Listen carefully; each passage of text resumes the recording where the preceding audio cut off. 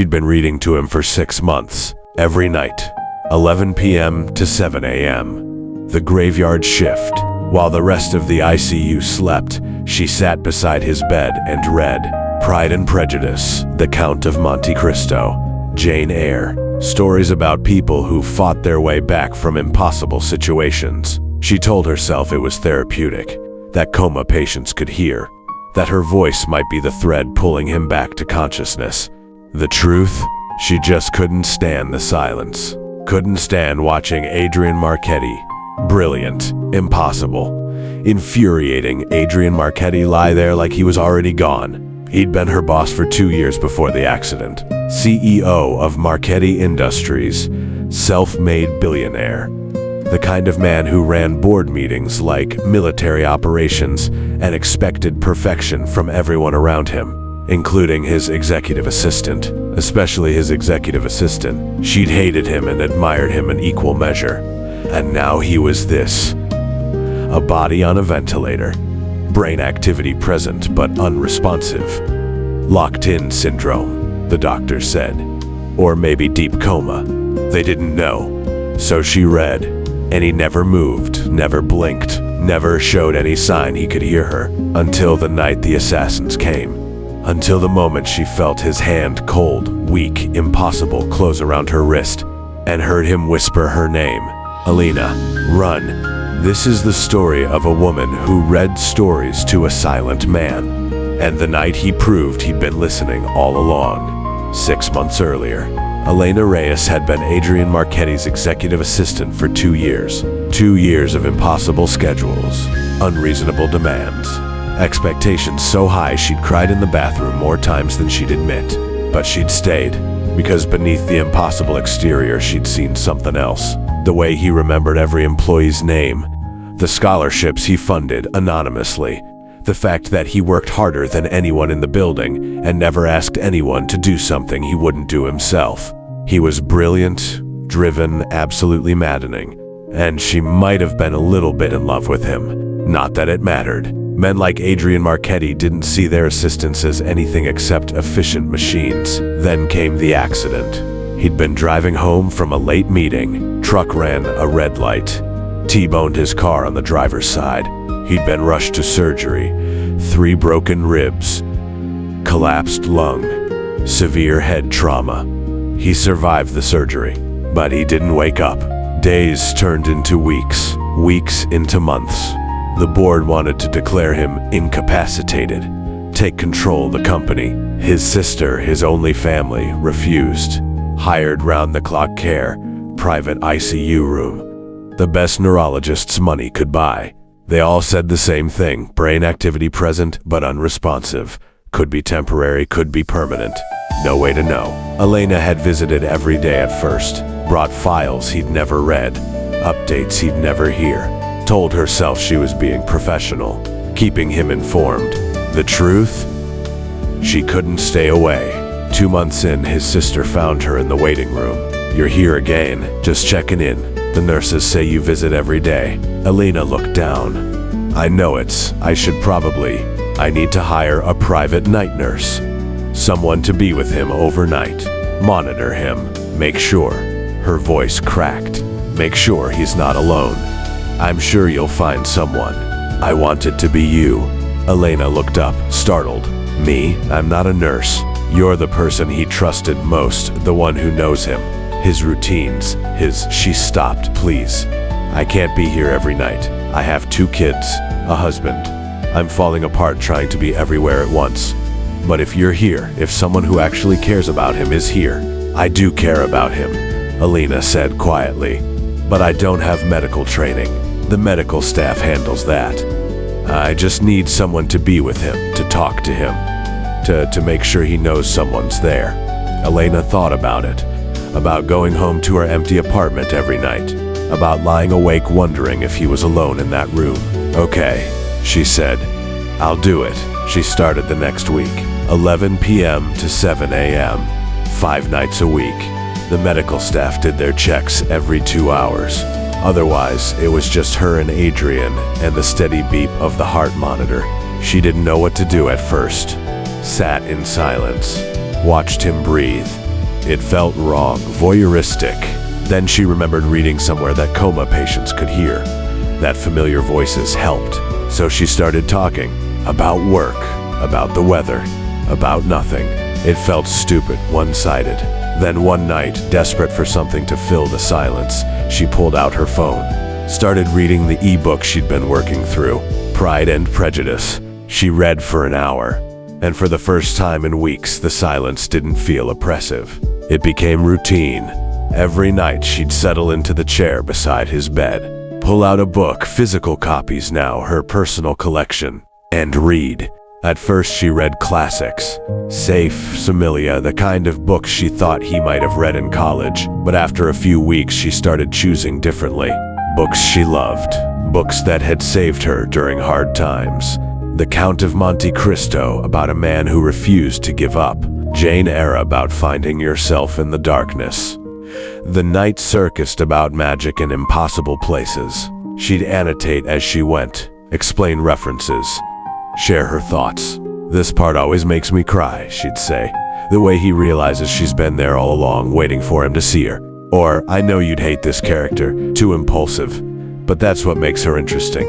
Or, this reminds me of that merger you pulled off last year, impossible odds.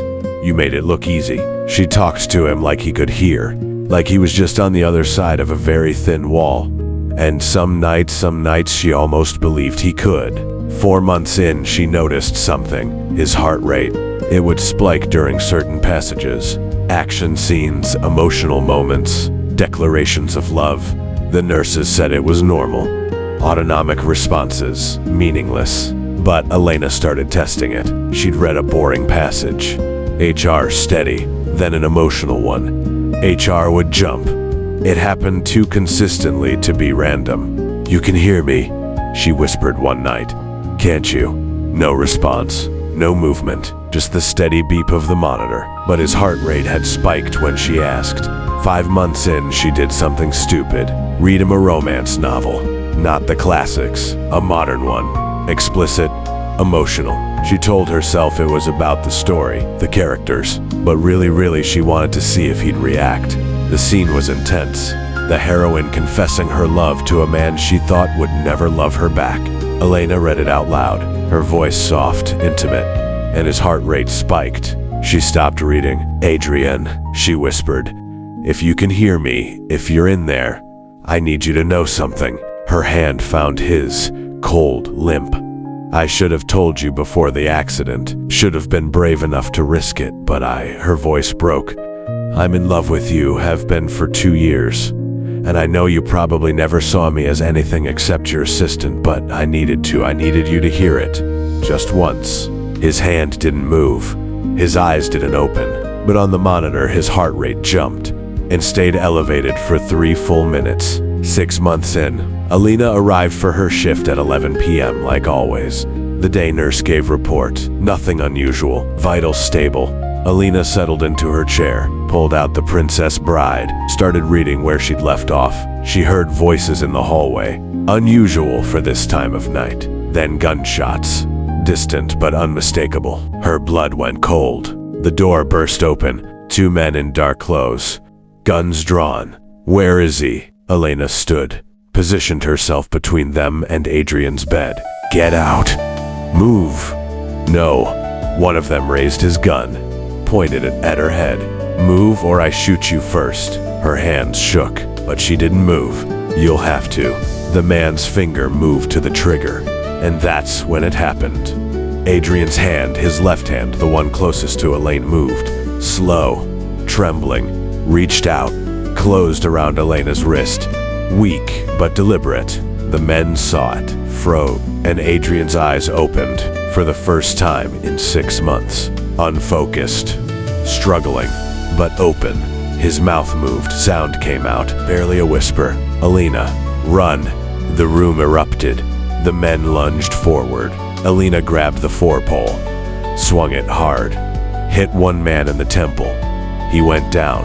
The second man raised his gun. Adrian moved, ripped the four from his arm, grabbed the man's wrist with strength that shouldn't have been possible for someone who'd been comatose for 6 months. Twisted, The gun clattered to the floor. Security burst in, alarms blaring. The second man went down under 3 guards. Elena stood there shaking, staring at Adrian, who was sitting up in bed, breathing hard, looking at her, actually looking at her. "You," she breathed. "You're awake." Had to be. His voice was rough, unused. "They were going to kill you." Then he collapsed back onto the pillows, but his hand never let go of her wrist. The police came. The men were arrested, hired assassins. Someone on the board wanted Adrian gone permanently. Adrian was moved to a secure facility, and Elena stayed. He was awake more now, still weak, still recovering, but aware, present. The doctors were baffled. Locked-in syndrome didn't just resolve. Not like this. "How long was I out?" he asked. 6 months. He closed his eyes. 6 months. They said you might never wake up." "I heard you." She went still. "What?" "Every night, every story, He stopped, looked at her. "Every word. You could hear me?" "Not at first. At first it was just darkness, silence, like being buried alive." His voice was rough. Then your voice, faint, like it was coming from very far away. But there, tears burned her eyes. Why couldn't you respond?" "I was trying, every day screaming in my head. But my body, it wouldn't move, wouldn't respond.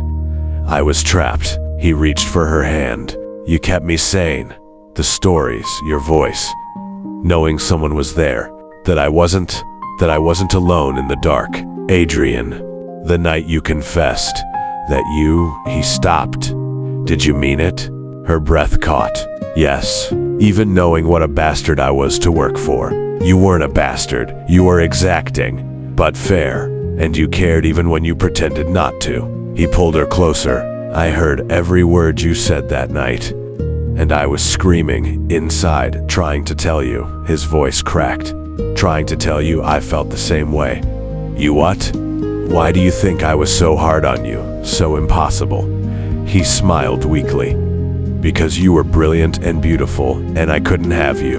Couldn't cross that line. So I kept you at arm's length by being demanding. That's the worst logic I've ever heard. I know, but I'm a CEO. We're not known for emotional intelligence." She laughed through tears. "You're an idiot who loves you." He cupped her face. "Who's been in love with you since you told me my coffee order was psychotic and made me switch to something healthier? That was 3 months in." "I know." She kissed him. Gentle, careful. He was weak, still recovering, but he kissed her back like he'd been waiting 6 months to do it, which she supposed he had. Adrian made a full recovery, 95% function, motor control issues in his left hand, otherwise fine. The doctors called it a miracle. Adrian called it Elena. "You kept me tethered," he told her. "Gave me something to fight for." The assassination attempt led to a full-board investigation. 3 members were implicated, arrested. Adrian restructured everything and promoted Elena, not to assist him, to coup. "You've been running this company in your head for 2 years," he said. "Time to do it for real." They were in his office, late, like always. She was reviewing quarterly reports. He was watching her. "What?" she asked, not looking up, just remembering. "Remembering what?" "The night you told me you loved me, when you thought I couldn't hear." She looked up. "You're never going to let that go, are you?" "Never." He stood, came around the desk. "It was the bravest thing anyone's ever done for me. Confessing to a coma patient isn't brave. It's safe. You thought I'd never know, that it was a secret you'd carry forever. You told me anyway." He pulled her up, into his arms. "That's brave, or stupid. Both." He kissed her, definitely both. She smiled against his mouth. "I love you. I know. You told me while I was unconscious, remember?" "Shut up."